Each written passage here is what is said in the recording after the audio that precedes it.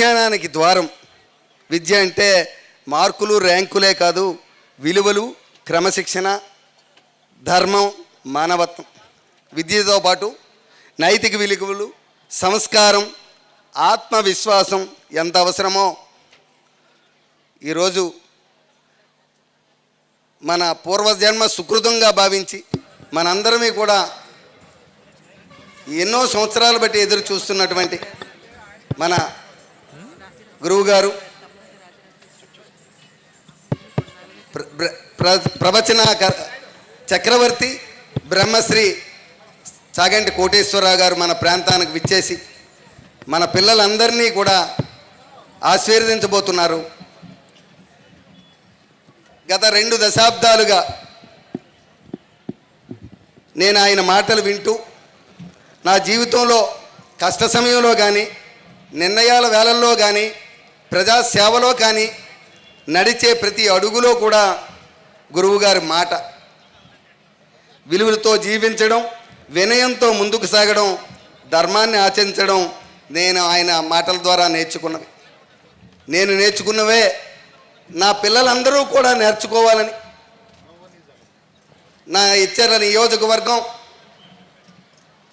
ఒక విద్యా నిలయం కావాలని, దానికి సంకల్పంగా ఈరోజు నా గురువర్యులు ఈరోజు వచ్చి మన పిల్లలందరినీ కూడా ఆశీర్వదించుతూ ఆయన్ని ప్రవచనం చేయవలసిందిగా కోరుతున్నాను.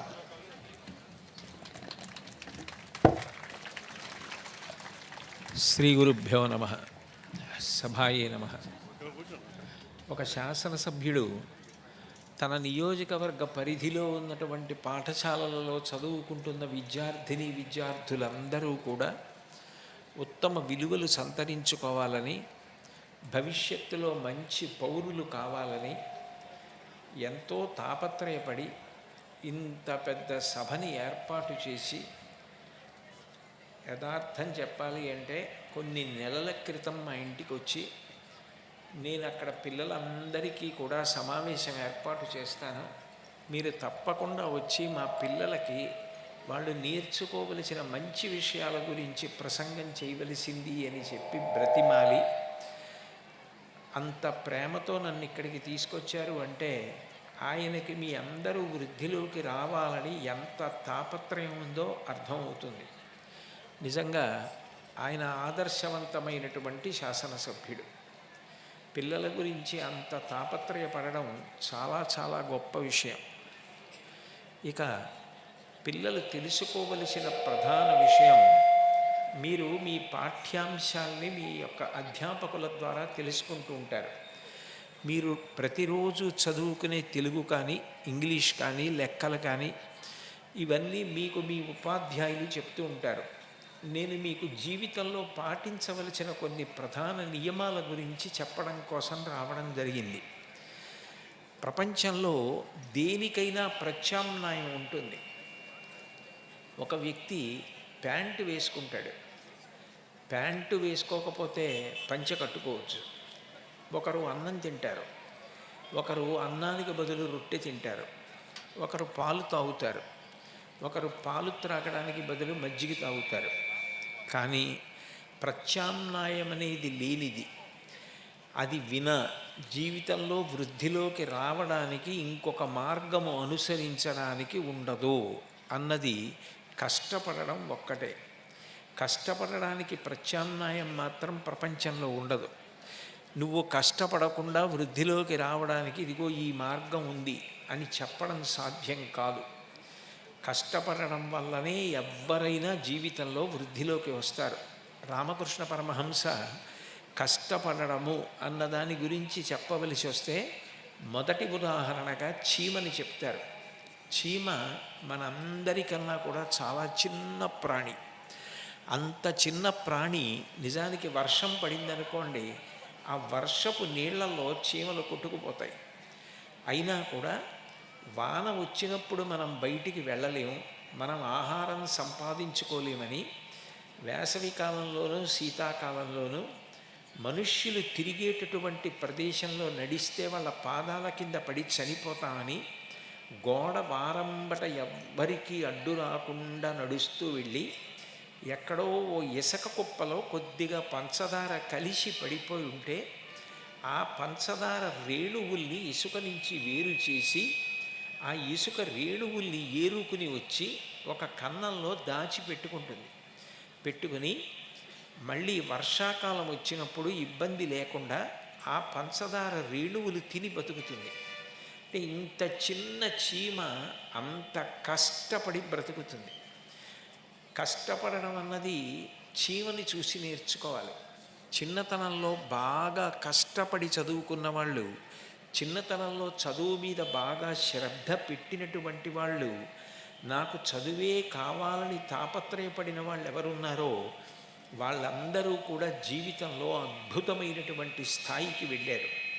చిన్నతనంలో కష్టపడడం అలవాటైతే పెద్దవాళ్ళు అయిన తర్వాత కూడా ఏ పని చెయ్యాలన్నా కష్టపడి చెయ్యడం అన్నది అలవాటు అవుతుంది. కష్టపడకుండా మనం తేలికగా సంపాదిద్దాం, కష్టపడకుండా మనం ఎప్పుడూ సుఖంగా గడిపేద్దాం అన్న ఆలోచన మంచిది కాదు. కష్టపడాలి, బట్టలకి చెమట పట్టాలి, తనకు పట్టినటువంటి చెమట చూసి తాను ఆనందించాలి. ఆ కష్టపడడం అన్న దాన్ని గౌరవించడం, కష్టపడడం ఇష్టం కావడం జీవితంలో అత్యంత ప్రధానమైన విషయం. మీకు అందుకే చూడండి, ఉగాది అంటే కొత్త సంవత్సరం వచ్చిందనుకోండి, తెలుగు సంవత్సరాలలో ఆ రోజున వేప పువ్వు పచ్చడి తినిపిస్తారు. వేప పువ్వు పచ్చడి ఎందుకు తినిపిస్తారంటే కొత్త సంవత్సరం ప్రారంభమవుతోంది. వేప పువ్వు పచ్చడి చేదుగా ఉంటుంది. కష్టపడడం ఎప్పుడూ చేదుగానే ఉంటుంది. కష్టపడకుండా హాయిగా కూర్చో, కష్టపడకుండా హాయిగా పడుకో, కష్టపడకుండా ఆడుకో అన్నారనుకోండి, సంతోషంగా ఉన్నట్టు ఉంటుంది. కానీ కష్టపడడంలో ఉన్న విలువ ఏమిటో తెలిసిందనుకోండి, మనిషి కష్టపడకుండా ఉండలేడు. కష్టపడడం, కష్టపడి వృద్ధిలోకి రావడం ఇంత సంతోషకరమైన విషయమా అనిపిస్తుంది. కాబట్టి నువ్వు కష్టపడడం నేర్చుకో. కష్టపడడం ఇబ్బందిగా అనిపించినా కష్టపడడాన్ని జీవితంలో అలవాటుగా మార్చుకో అని చెప్పడానికే సంవత్సర ప్రారంభంలో వేప పువ్వు పచ్చడి చేదుగా ఉన్నది తినిపిస్తారు. బాగా కష్టపడ్డాడనుకోండి, పంట చేతికి వస్తుంది. పంట చేతికి వస్తే ఇప్పుడు పుష్యమాసం, పౌష్యలక్ష్మి అంటారు. పంటలు కోతలు కోసి ఆ వరి ధాన్యం అంతా కూడా బస్తాలకెత్తి బళ్ళలో పెట్టుకుని ఇంటికి తెచ్చుకుంటారు.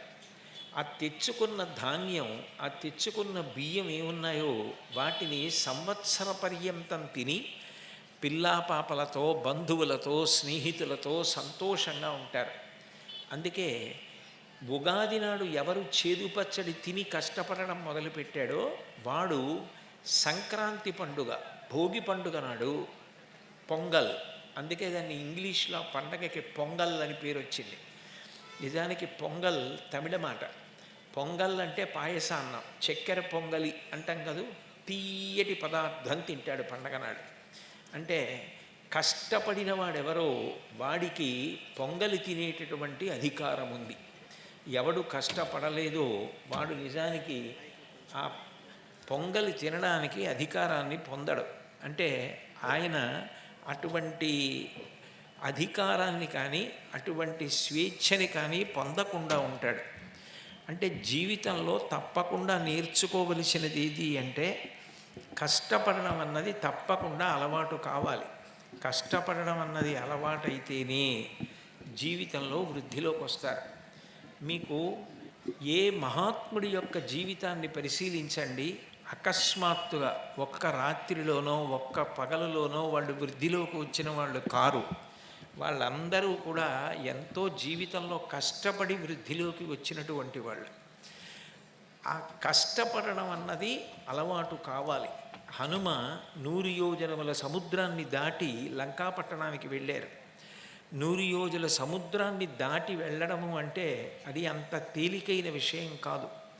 ఆయన ఎంత కష్టపడితే, ఎంత స్వార్థత్యాగం చేస్తే, గుక్కెడు మంచినీళ్లు తాగారని కానీ, ఒక పండు తిన్నారని కానీ, లేదా వండిన పదార్థం ఏదైనా అన్నం కానీ, కూర కానీ, పచ్చడి కానీ తిన్నారని కానీ రామాయణంలో కనపడదు.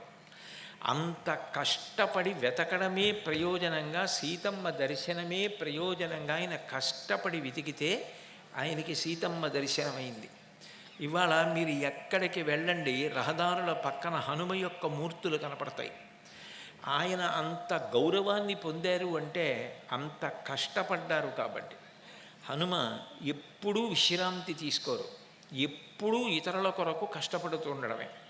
అలా కష్టపడిన వ్యక్తి ఎవరున్నాడో ఆయన పూజనీయుడవుతాడు. మోక్షగుండం విశ్వేశ్వరయ్య గారని ప్రముఖ ఇంజనీర్, మీరందరూ పిల్లలు, మీరు ప్రత్యేకించి మోక్షగుండం విశ్వేశ్వరయ్య గారి యొక్క జీవితం గురించి బాగా చదువుకోవాలి. ఆయన జీవితంలో ఎంత కష్టపడ్డారో, ఎంత గొప్ప స్థితికి వెళ్ళారో చదివితే మనిషి ఇలా బ్రతకడం నేర్చుకోవాలా అనిపిస్తుంది. ఎక్కడో మైసూర్ దగ్గర పుట్టారు. 13వ సంవత్సరం వయస్సు వచ్చేటప్పటికి తండ్రి గారు మరణించారు. చాలా తెలివైనటువంటి విద్యార్థి. మేనమామ గారు బెంగళూరు తీసుకెళ్ళి బిఏ చదివిస్తున్నారు. అన్నం పెట్టగలరు, ఇంట్లో ఉంచుకోగలరు తప్ప పాఠశాల ఫీజు చెల్లించడానికి కావలసినంత ధనవంతుడు కాదు మేనమామ. అందుకని ఆయన ప్రతిరోజు 10 మైళ్ళు నడిచి వెళ్ళేవారు. ఆ రోజుల్లో మైసూరులో ఒక మంత్రి గారు ఉండేవారు. ఆయన పిల్లలకి ట్యూషన్ చెప్పడానికి 10 మైళ్ళు నడిచి వెళ్ళి ట్యూషన్ చెప్పి మళ్ళీ 10 మైళ్ళు నడిచి ఇంటికి వచ్చేవారు. అట్లా వచ్చి సంపాదించుకున్న ట్యూషన్ ఫీజు, పిల్లలకి చెప్పిన డబ్బు దాచుకుని కాలేజీకి కట్టి బిఏ ఫస్ట్ క్లాస్లో పాస్ అయ్యారు. ఆ తర్వాత ఆయన్ని పూణేలో ఇంజనీరింగ్ కాలేజీలో జాయిన్ చేశారు. ఎంత కష్టపడి చదువుకున్నారు. చదువుకుని LCIICL అని ఆ రోజుల్లో ఉండేది డిగ్రీ, అంటే ఇప్పుడు బీటెక్తో సమానం. అందులో గోల్డ్ మెడల్ సంపాదించారు. అంత కష్టపడి పైసా పైసా చూసుకుని ఖర్చు పెట్టుకోవలసిన స్థితి నుంచి పైకొచ్చినటువంటి విశ్వేశ్వరయ్య గారు ఆటోమేటిక్ ఫాలింగ్ షట్టర్స్ అని ఇంజనీరింగ్లో ఒక గొప్ప ప్రక్రియని కనిపెట్టారు.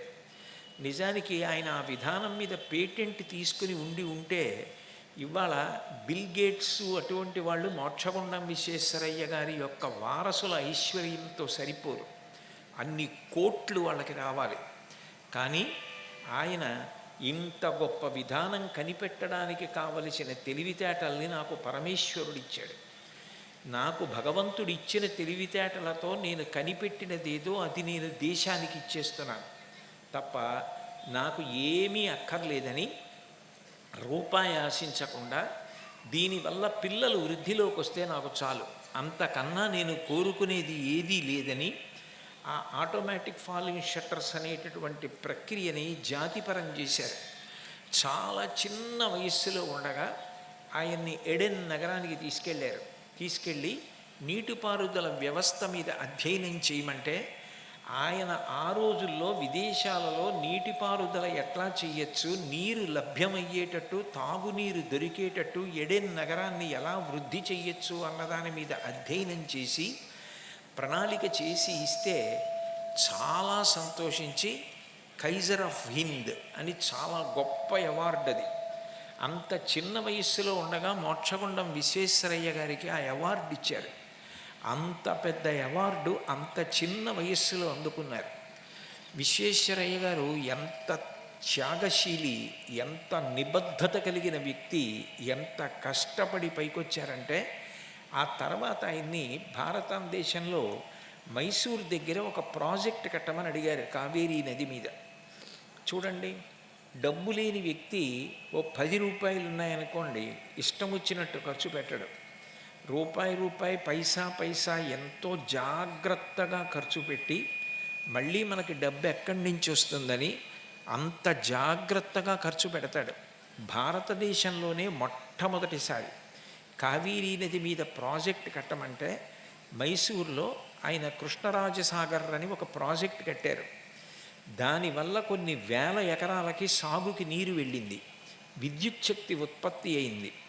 అదే సమయంలో అదే నదీ తీరంలో మైసూరులో బృందావన్ గార్డెన్స్ నిర్మాణం చేశారు. ఆ ప్రాజెక్ట్ పక్కనే ఆ బృందావన్ గార్డెన్స్ చూడడానికి, విశ్రాంతి పొందడానికి కొన్ని లక్షల మంది పెడతారు.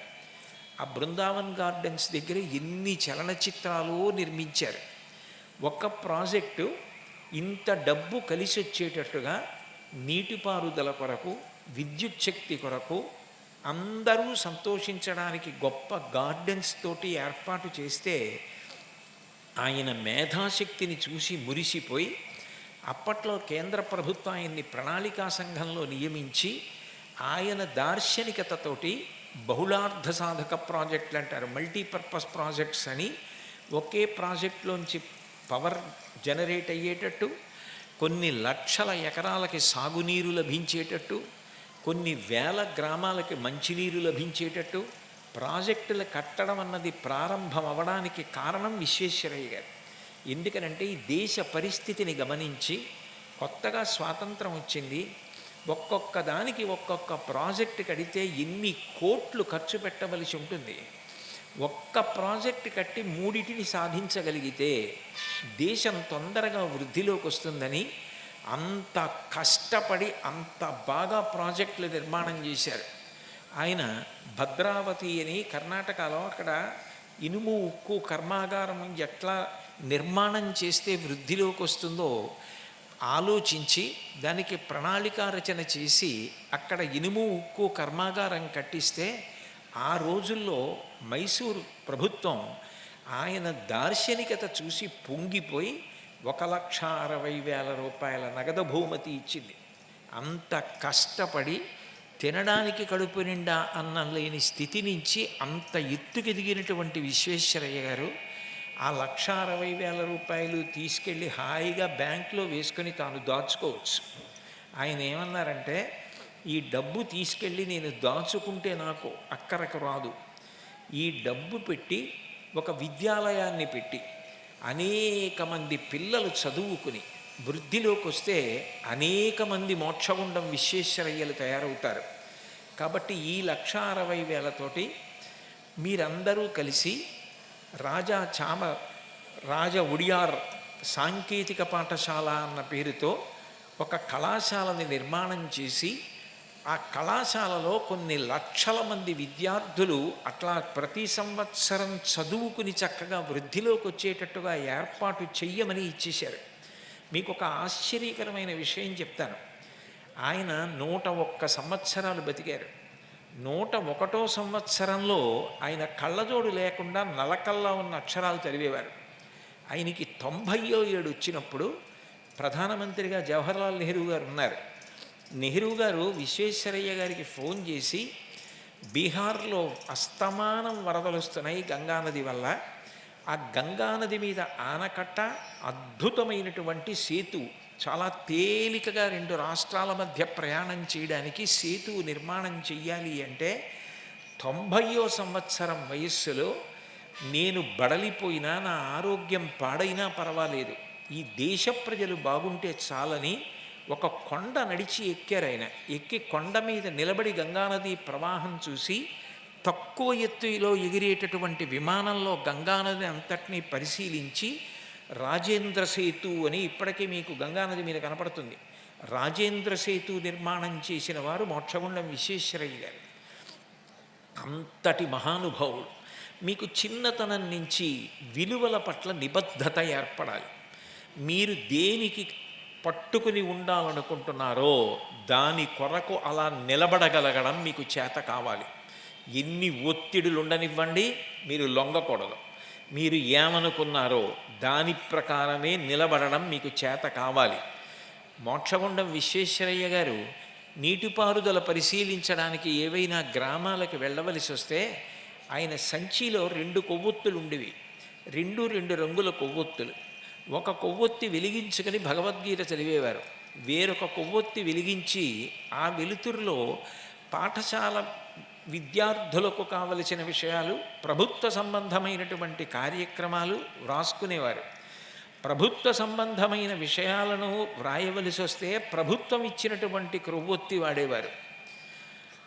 తన వ్యక్తిగతమైన పనుల కోసం, భగవద్గీత చదువుకోవడం కోసం అవసరమైతే తన సొంత కొవ్వొత్తి వెలిగించుకుని చదువుకునేవారు తప్ప ప్రభుత్వం ఇచ్చిన కొవ్వొత్తి వెలిగించి మాత్రం ఆయన తన భగవద్గీత కూడా చదువుకునేవారు కాదు.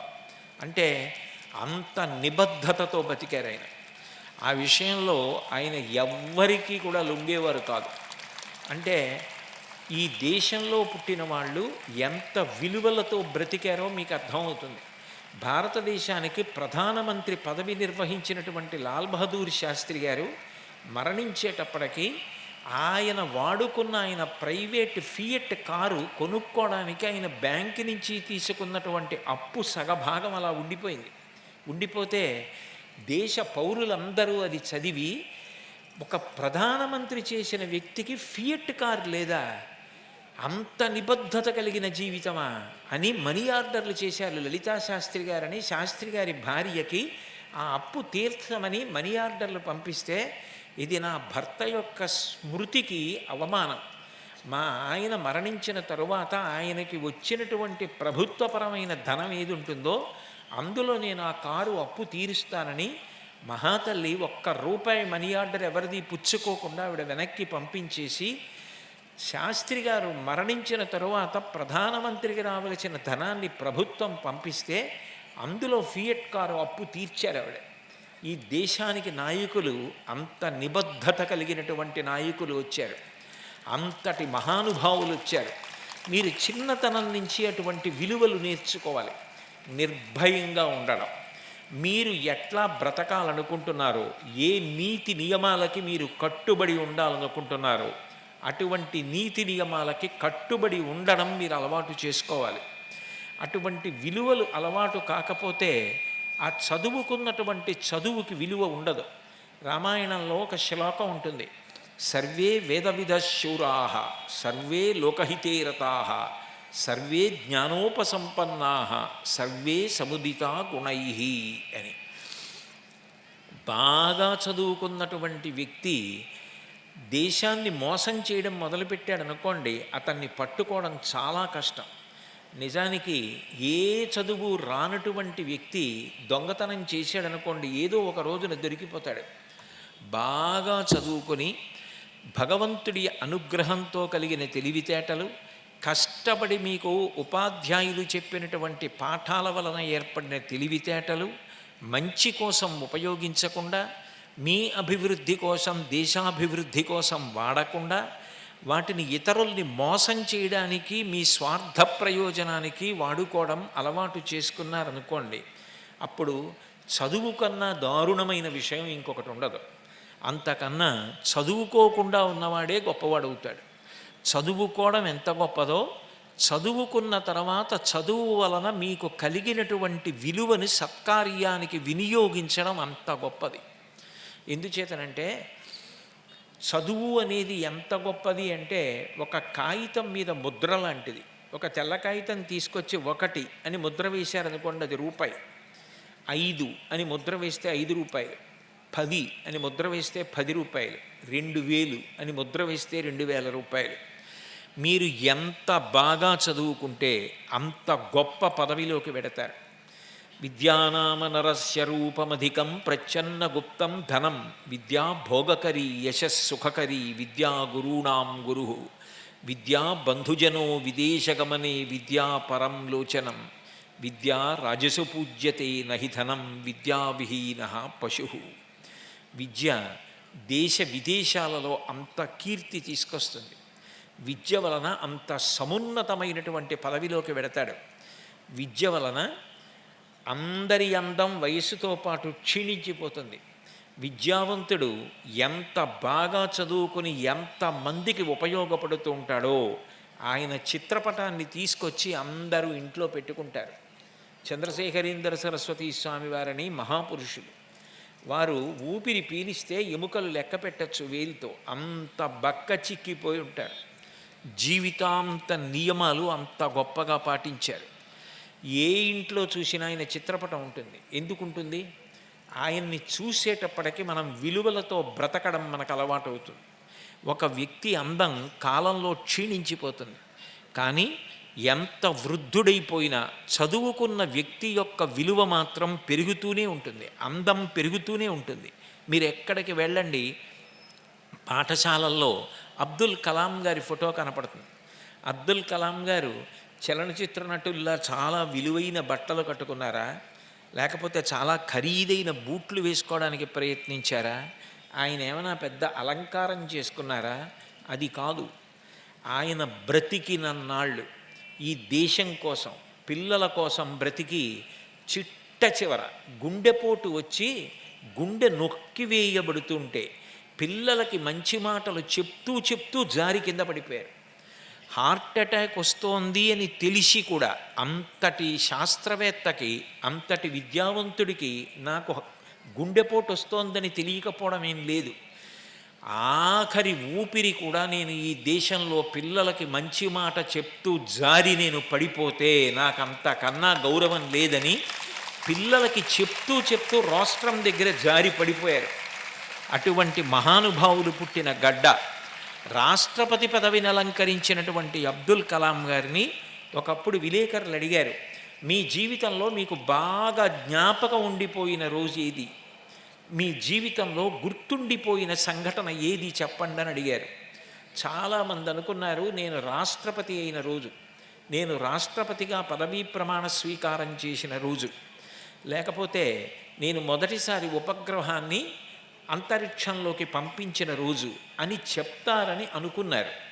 కానీ కలాం గారు అది చెప్పలేదు.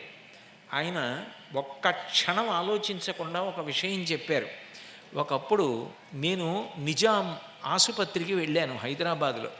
అక్కడ పోలియో వ్యాధి వచ్చినటువంటి పిల్లలు కాలు తోటకూర కాడలా వేలాడుతుంటే దాని మీద బరువు ఊంచుకోలేక క్యాలిపర్స్ తొడిగితే, క్యాలిపర్స్ అంటే కృత్రిమంగా కాలుకి కొంత సపోర్ట్ ఇస్తుంది, కాలు నిలబడడానికి ఆసరా ఇస్తుంది. అటువంటి క్యాలిపర్స్ తొడిగితే తోటకూర కాలలా వేలాడుతున్నటువంటి కాలితో అంత బరువైన క్యాలిపర్స్ ఎత్తలేక అది నొక్కేస్తుంటే ఆ నొక్కుడు వలన నొప్పి పెడుతుంటే తట్టుకోలేక వాళ్ళు కళ్ళంబట నీళ్లు పెట్టుకుంటుంటే కలాం గారు చూసి ఎంతో బాధపడ్డారు.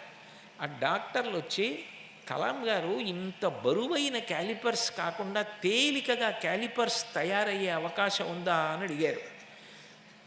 నేను అబద్ధం చెప్తున్నాను అనుకుంటే ఆయన వ్రాసిన ఇండామిటబుల్ స్పిరిట్ అన్న పుస్తకం చదవండి.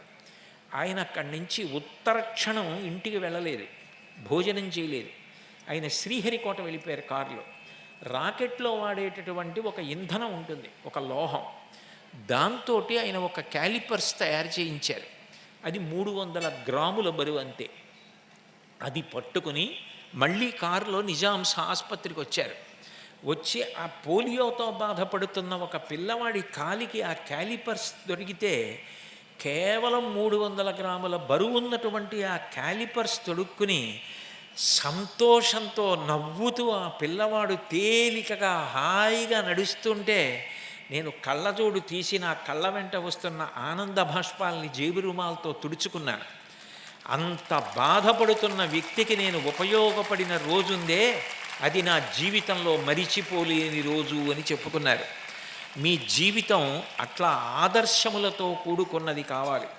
మీరు ఏది చదువుకున్నారో, చదువుకుని మీరు రేపు వృద్ధిలోకి వచ్చి ఎంత సమున్నతమైన పదవిలోకి వెడతారో, ఆ పదవిలోకి వెళ్ళిన తరువాత మీరు ఆ పదవి ద్వారా ఎంతమందికి ఉపకారం చెయ్యగలరో అట్లా మిగిలిపోవాలి మీరు. అందుకే ఎక్కడికి వెళ్ళండి అబ్దుల్ కలాం గారి ఫోటో కనపడుతుంది, ఎక్కడికి వెళ్ళండి అంబేద్కర్ గారి ఫోటో కనపడుతుంది, ఎక్కడికి వెళ్ళండి మోక్షగుండం విశ్వేశ్వరయ్య గారి ఫోటో కనపడుతుంది.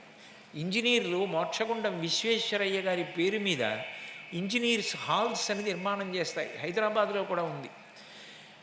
ఎంత స్వార్థత్యాగి అంటే విశ్వేశ్వరయ్య గారికి 94 ఏళ్ల వయస్సు వచ్చినప్పుడు కొచ్చిన్ దగ్గర ట్రావెన్కోర్లో ఎరువుల కర్మాగారానికి వచ్చి ఒక్కసారి పరిశీలించి దానికి అభివృద్ధి కోసం సూచనలు చేయవలసి వచ్చింది. 94 ఏళ్ల వయస్సులో ఆయన ఫర్టిలైజర్ ఫ్యాక్టరీకి వెళ్ళారు. ఫర్టిలైజర్ ఫ్యాక్టరీలో ఒక ఇబ్బంది ఉంటుంది, ఫర్టిలైజర్కి కొద్దిగా తేమ తగిలితే ఎరువుకి కాలు జారే అవకాశం ఉంటుంది, అలా జారితే పడిపోతారు.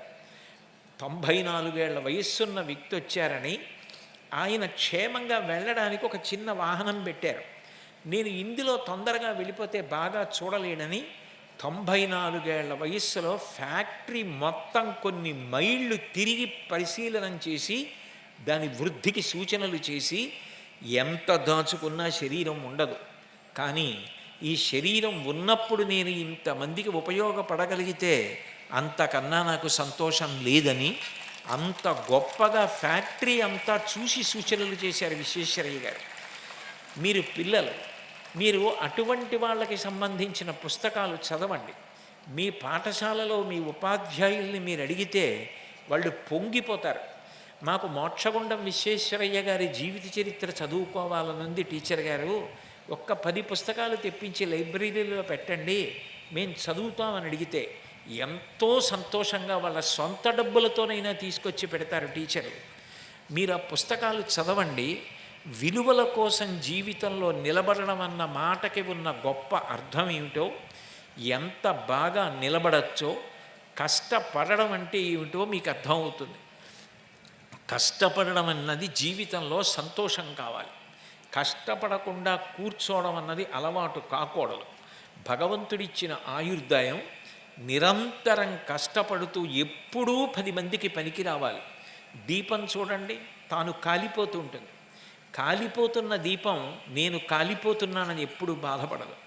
తన చుట్టూ ఉన్న వారికి వెలుగు ఇస్తూనే ఉంటుంది. పువ్వు చూడండి, పొద్దున్న వికసిస్తుంది, సాయంకాలానికి వడిలిపోయి కింద పడిపోతుంది. నాకు ఆయుర్దాయం తక్కువ, నేను సాయంకాలానికి పడిపోతానని పువ్వు బెంగ పెట్టుకోదు. పొద్దున్న పువ్వు వికసించిన దగ్గర నుంచి సాయంకాలం వాడిపోయి రాలిపోయే వరకు చుట్టుపక్కల అందరికీ సువాసననిస్తుంది. రంగురంగుల పువ్వులు చూసిన వాళ్ళకి అందరికీ కూడా మనసుకి ఆనందాన్ని ఇస్తాయి. తాను చదువుకొని కష్టపడి అందరికీ కూడా వెలుగునివ్వాలి, అందరినీ సంతోషపెట్టాలి. కష్టపడ్డ వాళ్ళు, కష్టపడి పైకొచ్చిన వాళ్ళు మేమే సుఖపడతామన్న వాళ్ళ జీవితాలు మీకు కనపడవు. బాగా కష్టపడ్డ వాళ్ళందరూ తమ జీవితాల్ని లోకం కోసం ధారపోశారు. ఎంఎస్ సుబ్బలక్ష్మి గారి జీవితం చదివితే మీరు ఆశ్చర్యపోతారు. ఆవిడ భారతరత్న. సాక్షాత్తుగా గంధర్వకాంత శాపవశం చేత భూమి మీద పుట్టింది అని ఆవిడ చిన్నప్పుడు ఒక యోగి ఉత్తర భారతదేశం నుంచి వచ్చి చూసి చెప్పాడు.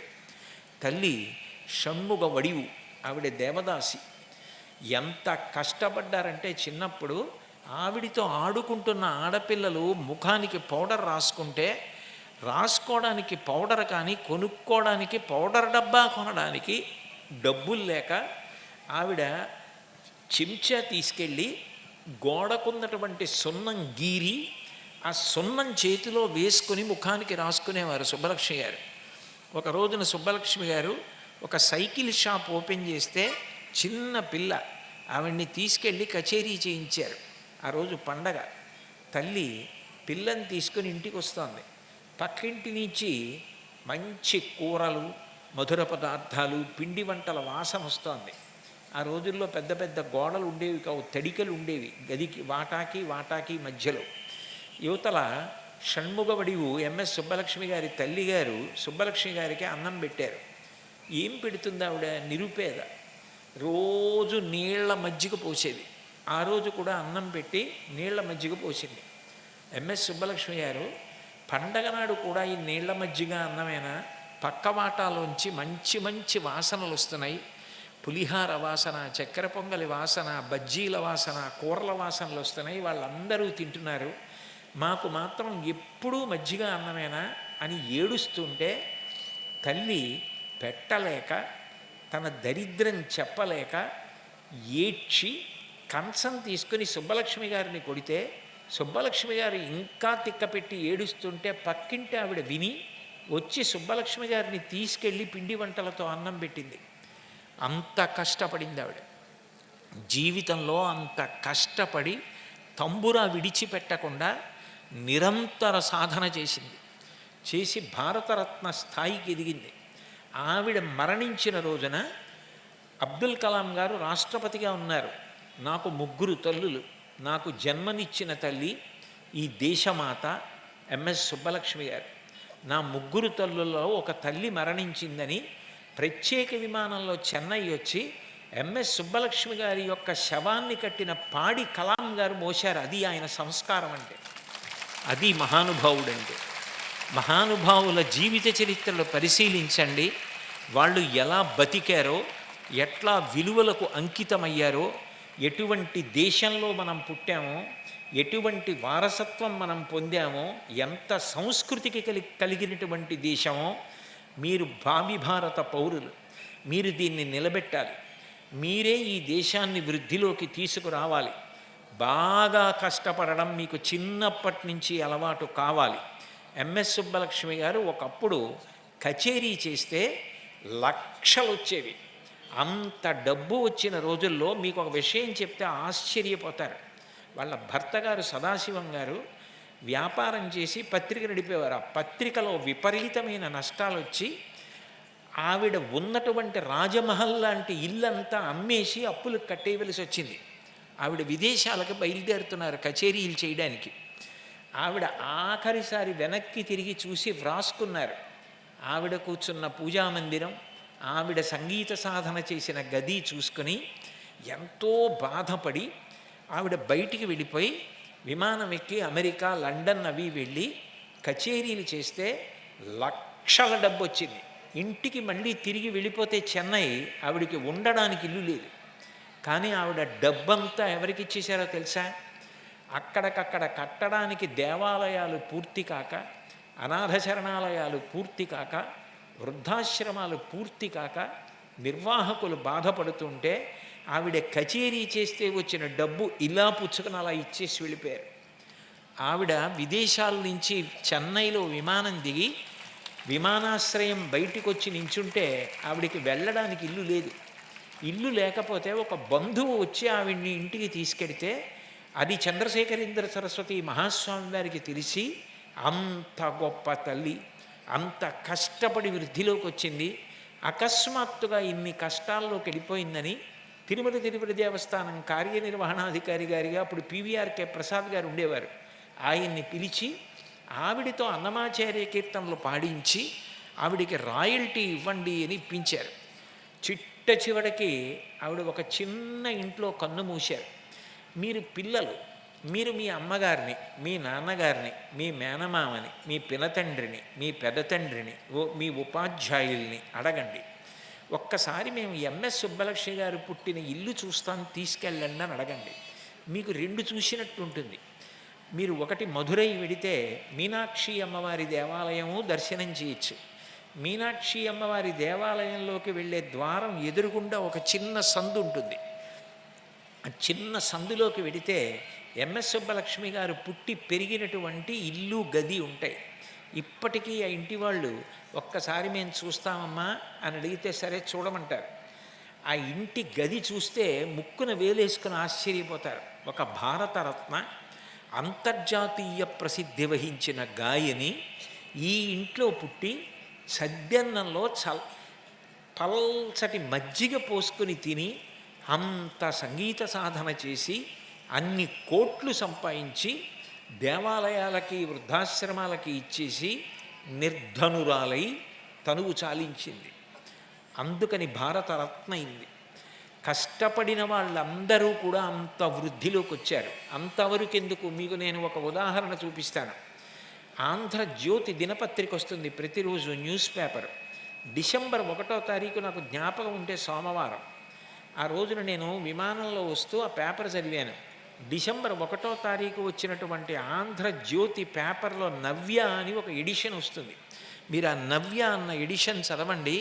ఒక ఆశ్చర్యకరమైన విషయం చదివాను నేను. అల్లూరి సీతారామరాజు జిల్లాలో వంతలమామిడి అన్న పేరుతో ఒక చిన్న గ్రామం ఉంది. ఆ గ్రామంలో రాంబాబు, సంధ్య అని పేరు కలిగినటువంటి ఇద్దరు దంపతులు. రోజు ఇద్దరు కష్టపడితే 400-500 వస్తుంది. ఆ 400-500తోటి 5గురు సంతానం. 5గురు సంతానాన్ని 2 పూటల అన్నం పెట్టి పెంచి పెద్ద చేయడం అంటే ఎంత కష్టం. ఆ 5గురు పిల్లల్లో 2వ పిల్ల పేరు కరుణకుమారి. ఆ అమ్మాయికి పుట్టుకతో కళ్ళు లేవు, అంధురాలు. ఆ పిల్ల ఇంట్లో ఒక్కత్తి కూర్చుంటే ప్రమాదం. మిగిలిన పిల్లలు పాఠశాలకు వెళ్ళిపోతున్నారు, తల్లిదండ్రులు పని మీద వెళ్ళిపోతున్నారని ఆ తల్లిగారు ఈ పిల్లని కూడా పాఠశాలకు పంపించేది. కళ్ళు లేవని మిగిలిన పిల్లలందరూ గేలి చేస్తుంటే ఆ అమ్మాయి ఏడ్చి నేను పాఠశాలకు వెళ్ళనని ఇంటికి వచ్చేస్తే విశాఖపట్నంలో అంధుల కొరకు ఉన్న ప్రత్యేకమైన పాఠశాలకి తీసుకొచ్చి అందులో చేర్చారు ఆ పాపని. ఆ కరుణకుమారి అంధురాలైనా కూడా క్రికెట్ అంత బాగా ఆడేది. ఆ పాఠశాల యొక్క ప్రిన్సిపాల్ గారి పేరు నాకు బాగా జ్ఞాపకం ఉంటే ఆవిడ పేరు సత్యవతి. అలాగే అక్కడ పిల్లలకి వ్యాయామం, క్రీడలు ఇవి నేర్పేటటువంటి ఉపాధ్యాయురాలు ఉండేది, ఆవిడ పేరు విజయ. వాళ్ళిద్దరూ చేరతీసి ఈ పిల్లకి కళ్ళు లేకపోయినా క్రికెట్ చాలా బాగా ఆడుతోందని ఆమెకు క్రికెట్లో శిక్షణ ఇచ్చారు. ఇస్తే ఆ అమ్మాయి జాతీయ స్థాయిలో క్రికెట్ ఆడడానికి బెంగళూరు తీసుకెళ్ళారు. తీసుకెళ్ళినప్పుడు ఆ అమ్మాయికి అసలు జీవితంలో బస్సు ఎక్కడం తెలియని పిల్ల. ఆమె అంత కష్టపడి నేను ఈ రంగంలో వృద్ధిలోకి రాగలనని మా ప్రిన్సిపాల్ గారు సత్యవతి గారు, పిఈటి మేడం విజయ్ గారు చెప్తున్నారని అంత కష్టపడి క్రికెట్ ఆడింది. ఆ పిల్లని బెంగళూరు తీసుకెళ్ళారు. నేషనల్స్ సెలక్షన్స్లో ఆ అమ్మాయి 141 రన్స్, 141 రన్స్ కొడితే ఆశ్చర్యపోయారు అందరూ. ఆశ్చర్యపోయి ఆమెను భారతదేశం తరపున T20 ఆడడానికి అంధుల క్రికెట్ కోసమని సెలెక్ట్ చేశారు. కొలంబోలో ఫైనల్స్ మ్యాచ్. ఆ అమ్మాయి విమానం ఎక్కి వెళ్ళాలి. పుట్టి బుద్ధిరిగి నాన్నగారి సైకిల్ ఎక్కడం తప్ప ఓ చిన్న షెడ్లో ఎండలో ఉండడం, శీతాకాలంలో చలికి వణికిపోతూ ఉండడం, వర్షం పడితే రాత్రి లేచి ఓ మూల ఒదిగి కూర్చోవడం తప్ప తెలియని పిల్ల జీవితంలో మొట్టమొదటిసారి విమానం ఎక్కవలసి వచ్చింది. భయపడిపోతే దీపక్ రెడ్డి అని అంధుల క్రికెట్కి కెప్టెన్ ఆయన దీపిక అని ఆ క్రికెట్ టీంకి కెప్టెన్. ఆ దీపిక, అజయ్ రెడ్డి వీళ్ళిద్దరూ కలిసి ఆమెని ప్రోత్సహించి తల్లిదండ్రులకి నచ్చచెప్పి విమానంలో కొలంబో తీసుకెళ్లారు. కొలంబోలో ఫైనల్ మ్యాచ్లో ఆ అమ్మాయి కొట్టిన 42 రన్స్ వల్లే భారతదేశం నెగ్గింది. అంతర్జాతీయంగా ప్రపంచ కప్ అందుకుంది అంధుల క్రికెట్లో. ఆ విషయాన్ని ప్రధానమంత్రి నరేంద్ర మోడీ గారికి తెలిసి ఆయన పొంగిపోయి ఎక్కడో ఆంధ్రప్రదేశ్లో అల్లూరి సీతారామరాజు జిల్లాలో ఒక షెడ్లో పుట్టి పెరిగి ఇంత కష్టాలకి పాలైనటువంటి ఒక కళ్ళు లేని పిల్ల ఆత్మవిశ్వాసంతో ఇంత కష్టపడి క్రికెట్ ఆడి భారతదేశానికి ప్రాతినిధ్యం వహించి భారతదేశానికి కప్పు తీసుకొచ్చిందని ఆమెని ఢిల్లీ పిలిపించి ఆమెని తన పక్కన కూర్చోబెట్టుకుని ఆమెతో మాట్లాడి ఆమెను ముట్టుకుని అభినందించి ఆమెకి బహుమతి ఇచ్చి పంపించారు ప్రధానమంత్రి. ఆ అమ్మాయి కన్నులంబట నీళ్లు కారిపోతుండగా విలేకరుల సమావేశంలో చెప్పుకుంది, నా జన్మలో నేను విమానం ఎక్కుతాను అనుకోలేదు, నా జన్మలో నేను ప్రధానమంత్రి నరేంద్ర మోడీ గారి దగ్గరికి వెడతానని, ఆయన దగ్గర కూర్చుంటానని, ఆయన నాతో మాట్లాడతారని, ఆయన నన్ను ముట్టుకుంటారని నేను అనుకోలేదు. కానీ మా టీచర్లు నువ్వు క్రికెట్ బాగా ఆడగలవు, దాని మీద దృష్టి పెట్టు అన్నప్పుడు కళ్ళు లేని పిల్ల బాలు వస్తున్న దాన్ని చెవితో విని అంత బాగా ఆడింది.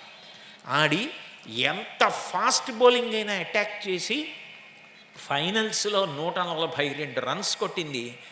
మ్యాచ్లో కప్ ఆడవలసి వచ్చినప్పుడు ఇండియా తరపున 42 రన్స్ కొట్టి ఇండియాని గెలిపించింది. ఆ పిల్ల పక్కన విశాఖపట్నంలో అంధుల పాఠశాలలో చదువుకుంటోందిట కరుణకుమారి. మీ పాఠశాలల యొక్క నిర్వాహకుల్ని అడగండి, ఒక్కసారి అట్లాంటి పిల్లని తీసుకురండి, వేదిక మీదకి తీసుకొచ్చి మా అందరికీ చూపించండి. మేమందరం కరతాళధ్వనులతో అభినందిస్తాం ఆ పిల్లని. ఆ పిల్లని చూసి మేమందరం గర్వపడతాం. కష్టపడడం అంటే ఏమిటో, జీవితంలో ఊంచుకోవడం అంటే ఏమిటో అటువంటి పిల్లల్ని చూసి నేర్చుకుంటాం. లేదా నాన్నగారు మమ్మల్ని ఒక ఆదివారం నాడు తీసుకెళ్ళి ఆ పిల్లని చూపించండి అని అడగండి. వాళ్ళు జాతి రత్నాలు, వాళ్ళు మనం గర్వపడవలసినటువంటి వ్యక్తులు. నిజంగా కరుణకుమారి నాకు కనపడితే కరుణకుమారి నాకు నమస్కారం చేయడం కాదు, ఆ పిల్ల ఆత్మస్థైర్యానికి నేను వంగి ఆమె పాదాలకి నమస్కారం చేస్తాను. అది బ్రతికే విధానం అంటే, అది జీవితంలో కష్టపడి పైకి రావడం అన్న మాట అక్కడ ఉంటుంది. అట్లా కష్టపడి పైకి రావడం అన్నది ఎంత గొప్ప విషయమో బాగా ఆస్వాదించండి. ఎట్లా పడితే అట్లా అల్లరి చిల్లరిగా తిరగకండి. ఎందుచేతనంటే ఈ వయస్సులో మీరు ఎంత కష్టపడ్డారో దానిని బట్టి భవిష్యత్తులో మీరు అంత సుఖపడతారు. ఇప్పుడు మీరు బాగా చదువుకున్నారనుకోండి, ఒక గొప్ప డాక్టర్ అవుతారు, ఒక ఐఏఎస్ అవుతారు, ఒక ఐపీఎస్ అవుతారు, ఒక ఐఎఫ్ఎస్ అవుతారు, ఒక ఐఆర్ఎస్ అవుతారు. అయితే మీ మీద దేశాధినేతలు కూడా ఆధారపడతారు. పివిఆర్కే ప్రసాద్ గారు ప్రధానమంత్రిగా పివి నరసింహారావు గారుగా ఉన్నప్పుడు ఆయనకి ప్రెస్ సెక్రటరీగా ఉన్న రోజుల్లో గురించి ఓ పుస్తకం రాశారు. అందులో ఐఏఎస్ చదువుకున్నందుకు ప్రధానమంత్రికి కళ్ళుగా చెవులుగా ఆయన ఎలా ఉండేవారో, తిరుమల తిరుపతి దేవస్థానాలకి కార్యనిర్వహణాధికారి అయిన తర్వాత ఎంత గొప్పగా పనిచేసే అవకాశం కలిగిందో ఆయన ఆ పుస్తకంలో వ్రాసుకున్నారు. మీరు ఇప్పుడు ఎంత కష్టపడి చదువుతారో అంత గొప్ప స్థితికి వెడతారు. ఒకనాడు మీ శాసనసభ్యుడు ఈశ్వర్రావు గారు మిమ్మల్ని చూసి పొంగిపోయి, నా నియోజకవర్గంలో ఉన్న ఒక పిల్లవాడు ఇవాళ ఈ స్థాయికి వెళ్ళాడు, అఖిల భారత స్థాయిలో ఐఏఎస్లో ఫస్ట్ వచ్చాడు, ఐపీఎస్లో ఫస్ట్ వచ్చాడు అని పొంగిపోతారు. నేను నిన్నటి వరకు ఆ పక్కనే ఉన్నటువంటి శ్రీకాకుళంలో ఆ భగవద్గీత మీద ప్రసంగాలు చేశాను. నిన్ననే నన్ను కలవడానికి నా దగ్గరికి కొంతమంది ఆడపిల్లలు మగపిల్లలు వచ్చారు. వాళ్ళందరూ మిలిటరీ యూనిఫామ్లో ఉన్నారు. నేను ఆశ్చర్యపోయి వాళ్ళని అడిగాను, ఏమి మీరు మిలిటరీ యూనిఫామ్లో ఉన్నారు అని అడిగాను. వాళ్ళందరూ కూడా భారతీయ సైన్యంలో ఫస్ట్ గ్రేడ్ ఆఫీసర్స్గా చేరబోతున్నటువంటి వాళ్ళు.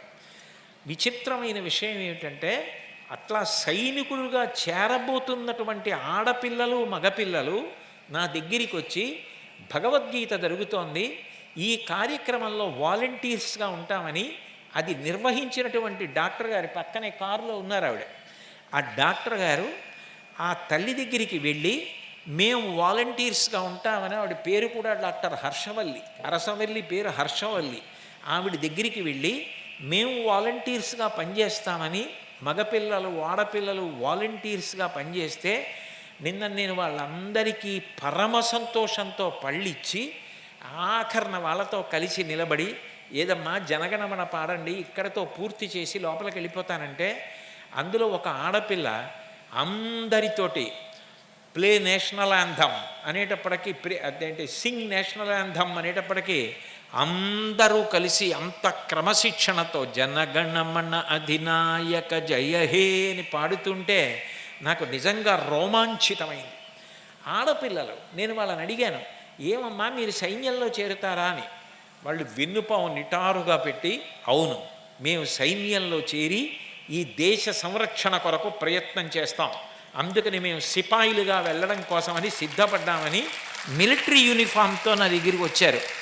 నేను పరవశించిపోయి, ప్రతిరోజు నేను ఎక్కడ ఏ కార్యక్రమం చేసినా అది గురుదీపిక అన్న పేరుతో మర్నాడు వస్తుంది, ఇంటర్నెట్లో యూట్యూబ్లో పెడతారు. ఆ గురుదీపిక కార్యక్రమంలో నేను అన్నీ పెట్టనివ్వను. నేను ఎంతో సంతోషించిన కార్యక్రమం అయితేనే గురుదీపికలో పెట్టమని చెప్తాను. నేను మా అబ్బాయికి ఫోన్ చేసి చెప్పా, ఈ మిలిటరీ పిల్లలు, మెడిసిన్ చదువుకుంటున్న పిల్లలు, second year, third year, fourth year డాక్టర్లు వచ్చి వాలంటీర్స్గా పనిచేస్తూ నేల మీద కూర్చుని పెద్దవాళ్ళకి సీట్లు ఇచ్చేసి వాళ్ళు భగవద్గీత విని వాళ్ళు నా దగ్గరికి వచ్చి, మాకు ఇప్పుడు బాగా అర్థమైంది, అసలు మేము బాగా ఊంచుకోవాలంటే, జీవితంలో వృద్ధిలోకి రావాలంటే భగవద్గీత సాధన. భగవద్గీత ఒక మతానికి చెందినది కాదు, మనుష్య జాతికి చెందినది భగవద్గీత అని మాకు అర్థమైంది అని చెప్పారు. అది జీవితంలో వికసనం పొందడం, అన్ని రకాలుగా జీవితంలో వృద్ధిలోకి రావడానికి, అలా కష్టపడడానికి సిద్ధపడగలిగితే మీరు జీవితంలో వృద్ధిలోకి వస్తారు. కాబట్టి కష్టపడడాన్ని బాగా ప్రేమించండి. 2, మీరు పిల్లలు ఒక్కటి జ్ఞాపకం పెట్టుకోండి, భగవంతుడు మనకందరికీ ఇచ్చిన అమూల్యమైనటువంటి కానుక మాట. మాట్లాడడానికి ఎవ్వరూ ₹1 వెచ్చించక్కర్లేదు, కానీ మాట్లాడే మాట విలువతో కూడినదై ఉండాలి. మీరు ఎలా మాట్లాడతారు అన్నదాన్ని బట్టి మీరు ఎంత సంస్కారవంతులో, మీరు ఎంత విలువలకు కట్టుబడతారో అర్థమవుతుంది. మీరు మాట్లాడే మాటలు అంత విలువలతో కూడినవై ఉండాలి. స్వార్థం కోసం, స్వార్థ ప్రయోజనాల కోసం, తాబేదారుతనం కోసం, ఇతరుల ప్రాపకాల కోసం మాట్లాడడం అలవాటు చేసుకోకండి. నీతిగా, నిజాయితీగా, విలువలతో నిలబడడం నేర్చుకోండి. మోక్షగుండం విశ్వేశ్వరయ్య గారికి ఒకప్పుడు ఒక మంత్రి గారు ఫోన్ చేశారు. నేను 11 గంటలకి మిమ్మల్ని చూడడానికి వస్తానని చెప్పారు. అప్పటికి విశ్వేశ్వరయ్య గారు చీఫ్ ఇంజనీర్.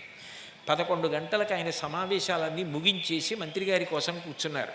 11:15 అయింది, 11:30 అయింది, 12 అయింది, 12:30 అయింది, 1 గంట అయింది, 1:30కి మంత్రి గారు వచ్చారు. విశ్వేశ్వరయ్య గారు స్వాగతం పలికారు, మాట్లాడారు, వెళ్ళిపోయారు. ఒక 10 రోజులు పోయిన తర్వాత మంత్రి గారు మళ్ళీ ఫోన్ చేశారు. నేను 11 గంటలకి మీ దగ్గరికి వస్తున్నానని, మీరు రావద్దు, నేను చూడనని చెప్పారు ఆయన. ఆశ్చర్యపోయాడు మంత్రి. ఏమి అని అడిగారు.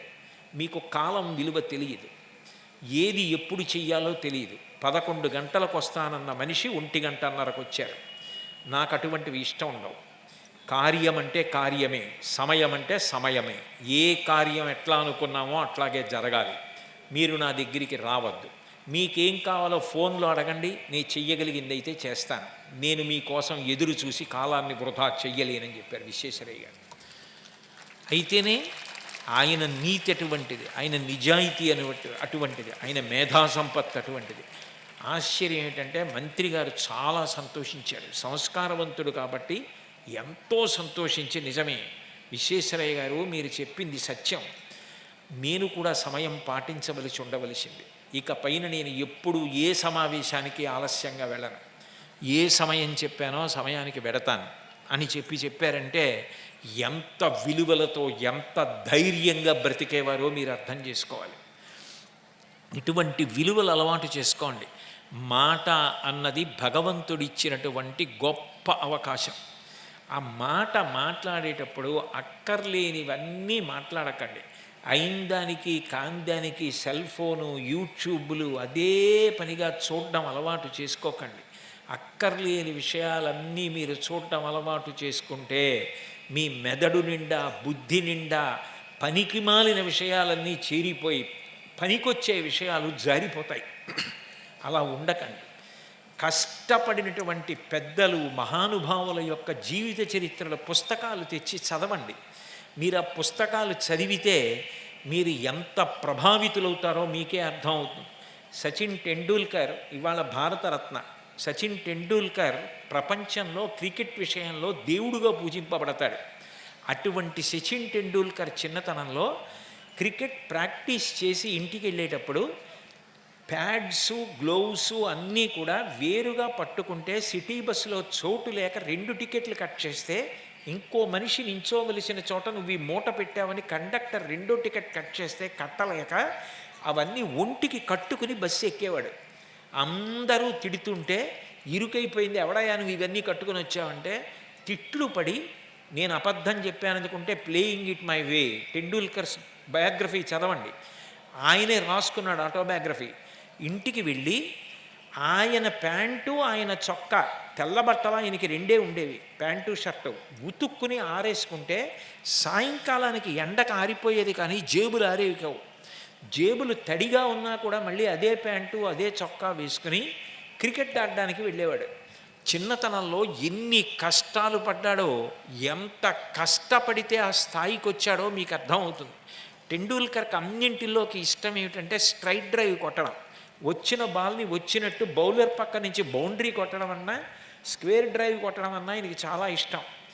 అది కొట్టడం ప్రాక్టీస్ చేయడానికి బాల్ వేసేవాళ్ళు లేకపోతే తన సాక్ విప్పి, పాత సాక్కు, అందులో క్రికెట్ బాల్ పెట్టి దాన్ని తాడు కట్టి గడప మధ్యలో కట్టి అటు ఇటు వెళ్లకుండా బాల్ స్ట్రైట్గా వెళ్ళడాన్ని, ఎందుకంటే కొట్టే ముందుకెళ్ళి తాడు కట్టాడు కాబట్టి మళ్ళీ వస్తుంది. ఎంత వేగంగా కొడితే అంత వేగంగా వస్తుంది. అంత వేగంగా వస్తున్న బాల్ని 1 డిగ్రీ అటు కానీ ఇటు కానీ వెళ్లకుండా స్ట్రైట్గా కొట్టడం అలవాటు చేసుకున్నాడు.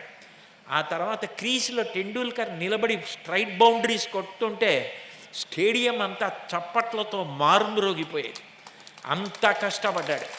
తండ్రి గారు పిలిచి, నువ్వు ప్రపంచ ప్రఖ్యాతమైన వ్యక్తివి కావచ్చు, కానీ నేను కోరుకునేది ఒక్కటే, ఎవరు నీ పేరు చెప్పినా టెండూల్కరా మంచి మనిషి అనేలా బ్రతకడం నేర్చుకో, నాకు అది కావాలని చెప్పాడు. అది గుర్తుపెట్టుకున్న టెండూల్కర్ చేసిన పని ఏమిటో తెలుసా? ఆయన బాంబేలో ఒక జనసమర్థమైనటువంటి చాలా ఐశ్వర్యవంతులు ఉండేటటువంటి ప్రదేశంలో ఇల్లు కట్టుకోవడానికి స్థలం కొనుక్కున్నాడు. అక్కడున్న చిన్న భవంతిని కూల్చేసి కడుతున్నాడు. ఆయన స్వయంగా ఒక ఉత్తరం రాశాడు. నా పేరు సచిన్ టెండూల్కర్, నేను భారతదేశం తరపున క్రికెట్ ఆడతాను, నేను మీలో చాలామందికి పరిచయం, నేను ఈ వీధిలోకి వచ్చి కాపరం ఉండి మీ అందరితో కలిసిమెలిసి బ్రతకాలనుకుంటున్నాను. కానీ నేను ఈ వీధిలో ఇల్లు కట్టుకునేటప్పుడు కొన్ని చప్పుళ్ళు అవుతాయి, కొన్ని భయంకరమైన శబ్దాలు వస్తాయి. ఎందుకంటే యంత్రాలు అవి వాడతాం కదా, మీకు కొంతవరకు ఇబ్బంది కలుగుతుంది.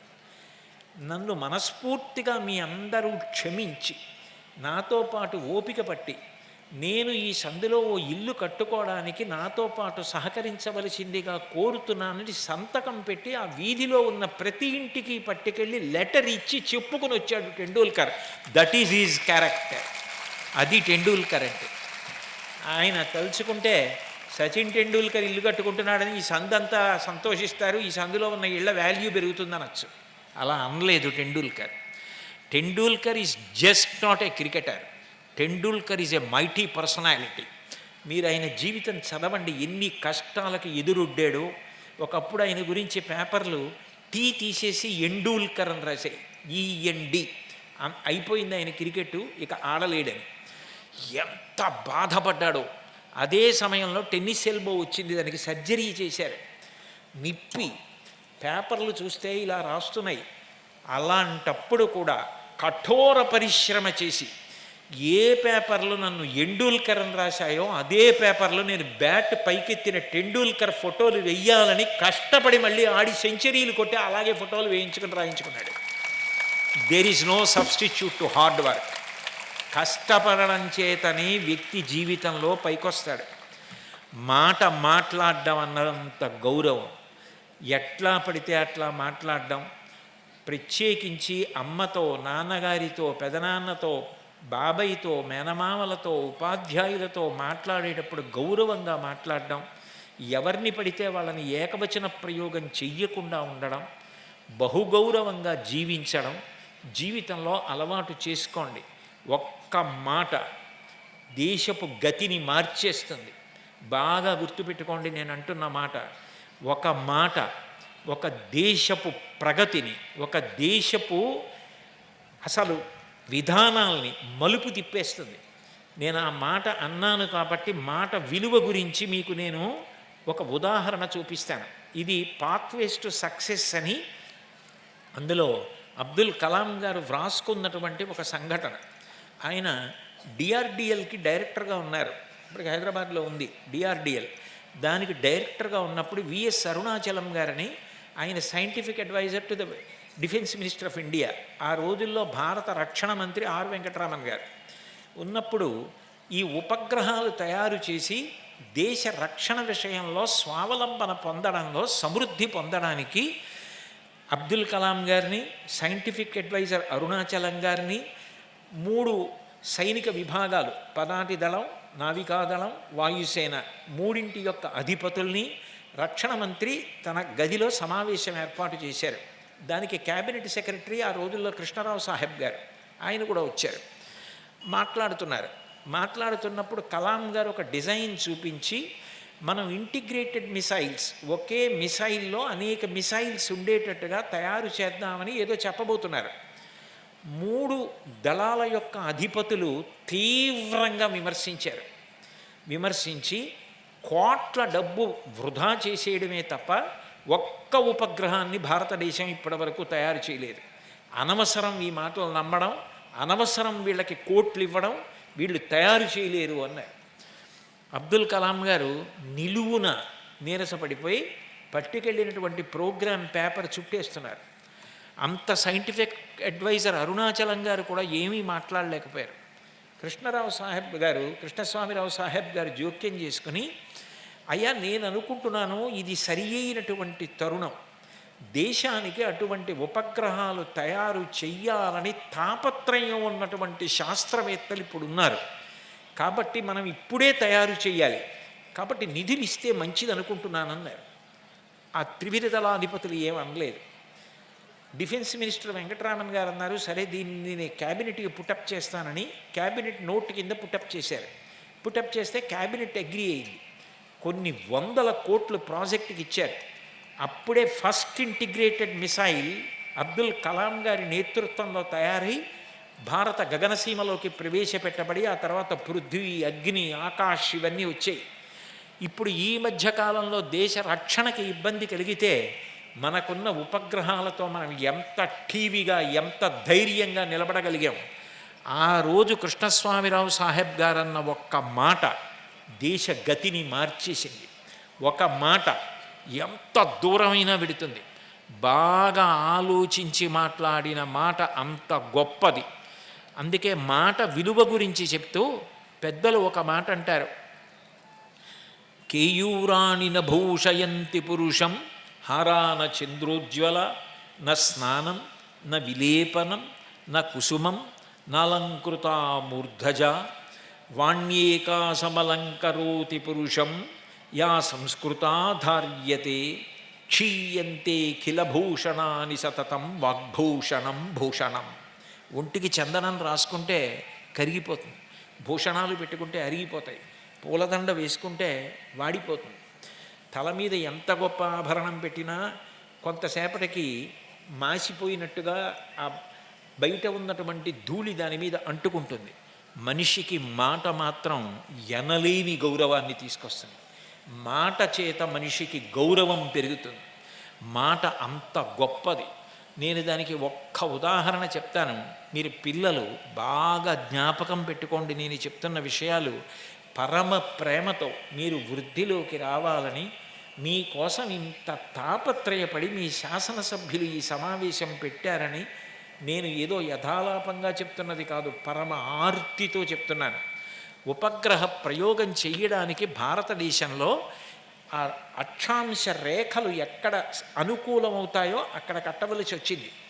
అటువంటి ప్రదేశాన్ని వెతికినప్పుడు దక్షిణ భారతదేశంలో కేరళ రాష్ట్రంలో తుంబా అన్న ప్రదేశంలో కడితే ఉపగ్రహాలని పరిశోధన చేయడం కానీ పంపడం కానీ తేలికవుతుంది. ఎందుకనంటే ఆ అక్షాంశ రేఖలు అలా ఉండాలి, ఉంటేనే ఆ ప్రయోగానికి అధ్యయనం తేలికవుతుంది. దాని గురించి ఆ రోజుల్లో డాక్టర్ విక్రమ్ సారాభాయ్ గారని అబ్దుల్ కలాం గారికి ఆయన పేరు చెప్తే గురుభావన అంతిష్టం. ఆ ప్రొఫెసర్ విక్రమ్ సారాభాయ్ గారు వెళ్ళి కేరళ ప్రభుత్వాన్ని అడిగితే, అయ్యా అది ఇవ్వడం కష్టమండి, ఎందుకంటే అక్కడ ఒక చర్చి ఉంది, అక్కడ ఒక బిషప్ నివాసం ఉంది, అక్కడ అనేక మంది మత్స్యకారుల యొక్క ఇళ్ళు ఉన్నాయి, ఈ ముగ్గురిని సంబంధించినవి తీసేసి ఇవ్వడం సాధ్యం కాదు. అయినా ఆఖరి ప్రయత్నంగా మేము అనడం ఎందుకు, మీరే వెళ్ళి వాళ్ళని అడగండి, వాళ్ళు కానీ ఒప్పుకుంటే సంవత్సరం లోపల వాళ్ళకి మళ్ళీ మేము దూరంగా అవన్నీ కట్టిస్తామన్నారు. విక్రమ్ సారాభాయ్ గారు, అబ్దుల్ కలాం గారు వీళ్ళందరూ కలిసి ఆ బిషప్ గారి దగ్గరికి వెళ్ళారు. ఆయన పేరు పీటర్ పెరీరీ అని. ఆయన దగ్గరికి వెళ్ళి అడిగారు, ఇలా ఇక్కడ మేము ఉపగ్రహాల గురించి అధ్యయన కేంద్రం కట్టాలనుకుంటున్నాం, భారతదేశంలో అక్షాంశ రేఖలు ఇక్కడే అనుకూలంగా ఉన్నాయని. ఆయన పెద్ద నవ్వు నవ్వి, అంటే నువ్వు కట్టబోయేటటువంటి అధ్యయన కేంద్రం కోసం దేవుడి ఇల్లు ఇచ్చేయమంటున్నావు, మరి చర్చి ఇచ్చేయమంటున్నారు కదా, దేవుడి ఇల్లు ఇచ్చేయాలి, దేవుడి పూజ చేసుకునే నా ఇల్లు ఇచ్చేయాలి, ఇంతమంది మత్స్యకారుల యొక్క గుడిసెలు తీసేయాలి, తీసేసి నువ్వు ఇక్కడ అటువంటి అధ్యయన కేంద్రం కట్టాలనుకుంటున్నావు అంటే, విక్రమ్ సారాభాయ్ గారు అవునండి మీకు వేరొక చోట కట్టిస్తాం అన్నారు. ఆయన కాసేపు మౌనం వహించి, రేపు ఆదివారం, రేపు చర్చిలో ప్రార్థనా సమావేశం ఉంటుంది, మీరందరూ ఉదయం 9 గంటలకి రండి అన్నారు. ప్రొఫెసర్ విక్రమ్ సారాభాయ్ గారు, కలాం గారు వీళ్ళందరూ వెళ్ళి కూర్చున్నారు. ఆ ఫాదరు, ఆ బిషప్ వచ్చిన వాళ్ళందరినీ చూసి ప్రార్థనా సమావేశం అయిపోయిన తర్వాత,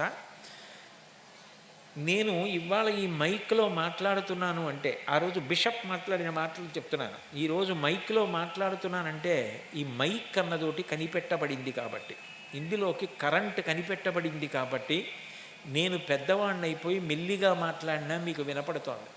ఈ లైట్లు ఉన్నాయి కాబట్టి రాత్రి కూడా కాంతివంతంగా ఉంది, బోర్వెల్ ఉంది కాబట్టి నీళ్లు భూమిలోంచి పైకొస్తున్నాయి. సైన్స్ వృద్ధిలోకి వస్తే మనిషి జీవితం సౌకర్యవంతం అవుతుంది. నేను భగవంతుణ్ణి ప్రార్థించిన మీ అందరూ సౌఖ్యంగా ఉండాలని కోరుకుంటున్నాను. నేనేది ప్రార్థన చేస్తున్నానో అదే విక్రమ్ సారాభాయ్ గారు కూడా అడుగుతున్నారు. కాబట్టి దీనికోసం మీ ఇల్లు, నా ఇల్లు, దేవుడి ఇల్లు ఇచ్చేద్దామా అని అడిగారు. మీరు కొట్టినట్టే అందరూ తప్పట్లు కొట్టి లేచి నిలబడి ఆమెన్ అన్నారు అంగీకరించి. అవన్నీ తీసేసి అక్కడ తుంబా అన్న చోట అంతరిక్ష పరిశోధనా కేంద్రాన్ని కట్టారు. దానివల్ల ఉపగ్రహాలు రావడానికి అవకాశం కలిగింది. తర్వాత చిట్ట చివరి కొంత దూరంలో మళ్ళీ వీళ్ళందరికీ కూడా నిర్మాణాలు చేసి ఇచ్చేశారు. కానీ విశాల ప్రయోజనం కోసం, అందరి కోసం, అందరినీ ఒప్పించడానికి ఆ రోజు ఆయన మాట్లాడిన మాటలు అంత గొప్పగా దేశాన్ని తీర్చిదిద్దే మాట అంత గొప్పది. చిట్ట చివరిగా మీతో నేను ఒక విషయం చెప్తాను. ఇది నేను కల్పించాను అని మీరు అనుకుంటారేమో. నేను ఒకవేళ కల్పించానని మీరు అనుకుంటే ఆ పుస్తకంలో ఉన్న ఎక్స్ట్రాక్ట్ నేను మీకు ఈశ్వరరావు గారికి వాట్సాప్ చేసి పంపిస్తాను. ప్రపంచంలో ఒకప్పుడు ఒక పరిశోధన చేశారు. ప్రాణులు దేన్ని ఇష్టపడతాయి అని చూడడానికి వరుసగా కొన్ని కుందేళ్ళు, కొన్ని కుక్కలు, కొన్ని పిల్లులు ఇలాంటి వాటిని తీసుకొచ్చి మగ ప్రాణులన్నింటినీ కూడా వేరు చేసేసి ఊచలతో కూడుకున్నటువంటి గదుల్లో పెట్టేశారు. ఆడప్రాణులన్నింటినీ కూడా యువతల పక్కన గదుల్లో పెట్టేశారు. పెట్టేసి కొంతసేపు వాటికి ఆహారం కానీ నీళ్లు కానీ ఇవ్వడం మానేశారు. కొంతసేపు అయిపోయిన తర్వాత ఎదురుగుండా ఆహారాన్ని పెట్టారు. పెట్టి కాసిన నీళ్లు పెట్టి మొట్టమొదట మగ ప్రాణుల్ని వదిలిపెట్టారు. వదిలిపెడితే ఈ మగ ప్రాణులు ముందు పరిగెత్తుకుంటూ ఆహారం దగ్గరికి వెళ్ళిపోయాయి. ఆహారం తినేసి నీళ్లు తాగి ఆడప్రాణుల దగ్గరికి వచ్చాయి. ఓహో, వీటికి ఇంత ఆకలేస్తే మొదట ఆహారం దగ్గరికి, నీటి దగ్గరికి వెళ్ళి తర్వాత వాటి స్త్రీల దగ్గరికి వస్తాయన్నమాట అని గుర్తించి మగ ప్రాణుల్ని మళ్ళీ లోపల పెట్టేశారు. ఆడప్రాణుల్ని వదిలిపెట్టారు. ఆడ కుక్కలు, ఆడపిల్లులు, ఆడ కుందేళ్ళు వీటిని వదిలిపెట్టారు. అప్పటికి మగప్రాణులు ఎంత ఆకలితో ఉన్నాయో అంత ఆకలితో అవి ఉన్నాయి. పైగా మగప్రాణులు వెళ్ళి తినడం చూసే ఈ ఆడప్రాణుల్ని వదిలేరు. ఈ ప్రాణులు, ఈ ఆడ కుక్కలు, ఆడ పిల్లులు, ఆడ పులులు ఇవి తినడం కోసం ఆహారం దగ్గరికి వెళ్ళలేదు, నీళ్ల కోసం వెళ్ళలేదు, మగప్రాణుల దగ్గరికి వెళ్ళలేదు. ఆ పక్కన వాటిని పిల్లల్ని పెట్టారు. ఇవి ఆహారం కూడా తినకుండా, నీళ్లు కూడా తాగకుండా కుయ్యి కుయ్యి కుయ్యి అని అరుస్తూ ఏడుస్తూ పిల్లల దగ్గరికి పరిగెత్తాయి. ఆఖరికి జంతువులలో కూడా పిల్లలంటే ఆడప్రాణికి అంత ప్రేమ, తల్లి ప్రేమ లాంటి ప్రేమ ఎక్కడ ఉండదు. అంత గొప్పది అమ్మ. ఒక కుక్క, ఒకప్పుడు మా ఇంట్లో పక్కిళ్ళు ఖాళీగా ఉండేది. ఆ ఇంట్లో మేడమెట్ల కింద ఒక కుక్క ఈనింది. 6 8 కుక్క పిల్లల్ని నెట్టింది. నేను అడిగేవాడిని అది బయటికి ఎడుతోందా అని. అది వెళ్ళేది కాదు. ఎందుకంటే దానికి భయం ఏమిటంటే అది వెడితే దాని కుక్క పిల్లల్ని ఎవరో ఏదో చేసేస్తారని వెళ్లకుండా బక్క చిక్కిపోయి డొక్క లోతుకుపోయి అలాగే ఉండి పాలిచ్చేది. అది నాకు బాధేసి మా ఇంట్లో పనిచేసే ఆవిడ్ని కాసిన పాలు పెట్టమ్మా తాగుతుంది అంటే ఆ గేటు పక్కన పెడితే అది ఆ పాలు తాగి పిల్లలకి పాలిచ్చేది. అంటే ఆ పిల్లలు కొంచెం పెద్దవయ్యే వరకు బయటికి కూడా వెళ్ళేది కాదు. అంటే పిల్లల మీద తల్లికి అంత ప్రేమ. యథార్థంగా నేను నా జీవితంలో ఒక సన్నివేశం చూశా. ఒకప్పుడు నాకు జ్వరంగా ఉంటే చూపించుకోవడానికి హాస్పిటల్కి వెళ్ళాను. డాక్టర్ గారు ఎవరినో చూస్తున్నారు. చూస్తుంటే ఆయన్ని చూసేసిన తర్వాత నన్ను పిలుస్తారు కదా అని కూర్చున్నాను అక్కడ బల్ల మీద. ఇంకొక పెద్ద ఆవిడ కూడా కూర్చుని శాలువా కప్పుకుని వణుకుతోంది. ఆవిడ పక్కన తీసుకొచ్చిన ఆవిడ కూర్చుంది. ఇంతలోకే అక్కడ ఉన్న కాంపౌండర్లు వాళ్ళు ఫలానా ఆయన వచ్చారు, ఫలానా ఆయన వచ్చారని పరిగెత్తుకుంటూ వీధిలోకి వెళ్ళారు. గబగబా డాక్టర్ దగ్గరికి పరిగెత్తుకెళ్ళి ఫలానా ఆయన వచ్చారని చెప్పారు. పేర్లు ఎందుకు? ఆ డాక్టర్ గారు గబగబా బయటికి వచ్చి వెళ్ళి కారులో దిగిన ఆయన అప్పటికి చాలా పెద్ద అధికారి ఆ ఊళ్ళో. ఆయన్ని స్వాగతం పలికి లోపలికి తీసుకెళ్ళారు. తీసుకెడితే ఈ ముసలావిడ పక్కన కూర్చున్న ఆవిడంది, ఏమ్మా లోపలికి వెళ్ళిన వాడు నీ కొడుకే కదా అంది. ఆవిడ అవునమ్మా నా కొడుకేను అంది. ఒక్కగానొక్క కొడుకు, ఉన్నదంతా పెట్టేశావు, ఉన్న పెంకుటిల్లు కూడా అమ్మేశావు, అంత వృద్ధిలోకి తీసుకొచ్చావు, వాడు నిన్ను వదిలేశాడు, నువ్వు బరువు అయిపోయావు. నువ్వు ఒక్క గదిలో కష్టపడి అప్పడాలు ఒడియాలు చేసుకొని అమ్ముకుని బతుకుతున్నావు. ఇలా లోపలికి వెడుతూ నిన్ను చూశాడు. అమ్మా అని పిలవలేదు, ఏమమ్మా హాస్పిటల్కి వచ్చావు అని కూడా అడగలేదు. ఇలాంటి పిల్లాడు ఎంత గొప్పవాడైతే ఆవిడకి కావాలమ్మా, వాడు బతికుంటే ఎంత, చస్తే ఎంత అంది ఆవిడ. ఆ జ్వరంతో వణుకుతున్న ముసలావిడ తల్లి అంది, అమ్మా అంత మాట అనకమ్మా, వాడు నన్ను చూసినా చూడకపోయినా వాడు 100 ఏళ్ళు సంతోషంగా ఉండాలి, నన్ను చూడకపోయినా పర్వాలేదు, వాడు బతికినా చచ్చినా అన్న మాట మాత్రం అనకమ్మా, నేను వినలేను. హాస్పిటల్కి వచ్చాడంటే అందులో ఈ ఒంట్లో బాగోలేదో ఏమో, వెళ్ళి అడిగితే చీకాకు పడతాడు, కోప్పడతాడని వెళ్ళలేకపోతున్నాను, కానీ నా జ్వరం గురించి కాదు, వాడి కోసం నా మనసు కొట్టుకుపోతోందమ్మా అంది. అమ్మ అంటే అంత ప్రేమైకమూర్తి, మిమ్మల్ని అంత కష్టపడి కడుపులో పెంచి ప్రసవం బాధ పొంది మిమ్మల్ని పెంచి పెద్ద చేసి మీకోసం తను ఏమీ కొనుక్కోకుండా రూపాయి దాచి మీకు నగలు చేయించాలి, మీకు బట్టలు కొనాలని మీ తల్లి కానీ మీ తండ్రి కానీ మీకోసం అంత కష్టపడతారు. జీవితంలో ఒకే ఒక్క నియమాన్ని పెట్టుకోండి, నేను మా అమ్మకి చెప్పలేని పని చెయ్యను, మా నాన్నగారికి చెప్పలేని పని నేను చెయ్యను. ఈ పని చేస్తే మా అమ్మకి చెప్పలేను అన్న పని చెయ్యవద్దు, ఇది చేస్తే మా నాన్నగారికి చెప్పలేను అన్న పని చెయ్యవద్దు. చాలు, మీరు క్రమశిక్షణతో ఉంటారు, విలువలతో కూడిన జీవితం మీకు అలవాటు అవుతుంది. ఒకవేళ తెలియక మీరు ఏదైనా తప్పు చేస్తే భయపడకండి, పిరికితనానికి లోనైపోకండి, అఘాయిత్యపుట ఆలోచనలు చెయ్యకండి. మీరు వెళ్ళి మొట్టమొదట మీ అమ్మగారికి నాన్నగారికే మీరు చేసిన తప్పు చెప్పండి. వాళ్ళు పరమ ప్రేమతో మిమ్మల్ని కౌగిలించుకుంటారు, మిమ్మల్ని కాపాడుకుంటారు. నన్ను నమ్మండి, వాళ్ళ ప్రాణాలు పోయినా మీ ప్రాణాలు కాపాడడానికి ముందుకొచ్చేటటువంటి మొట్టమొదటి వ్యక్తులు ఎవరైనా ఉంటే తల్లిదండ్రులే. అటువంటి తల్లిదండ్రులను మోసం చేసి వాళ్ళకి మేము చెప్పకూడదన్న పనులు మాత్రం ఏమీ ఎప్పుడూ చెయ్యకండి. వాళ్ళ ఆశలు ఫలించేటట్టు, మీకు కష్టపడి పాఠాలు చెప్పే ఉపాధ్యాయులు సంతోషపడేటట్టు, ఈ వయస్సులో మీకు ఇతర విషయాలు అక్కర్లేదు, కష్టపడి చదువుకోండి, చక్కగా వృద్ధిలోకి రండి, మంచి పేరు తెచ్చుకోండి. మిమ్మల్ని అందరినీ ఇంత కష్టపడి తీసుకొచ్చి సమావేశం పెట్టి ఎక్కడో కాకినాడలో ఉన్న నా దగ్గరికి వచ్చి అంత బ్రతిమాలి తాను శాసనసభ్యుడైన అంత వినయంతో అంత విధేయతతో, గురువుగారు మా పిల్లలకి 4 మాటలు చెప్పండి గురువుగారు, మా పిల్లలు బాగుపడాలని నా ఆర్తి అని తీసుకొచ్చిన మీ శాసనసభ్యుడు పరమ సంతోషం పొందేటట్టుగా మీరు వృద్ధిలోకి రండి.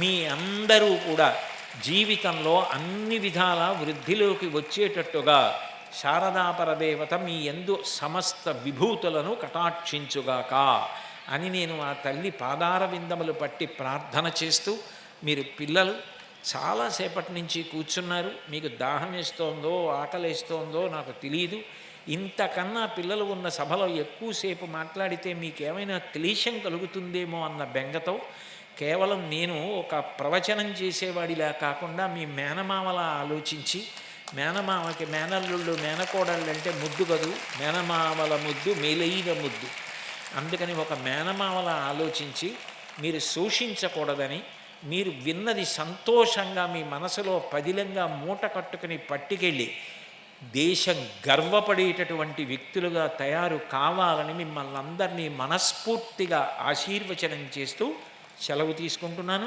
స్వస్తి.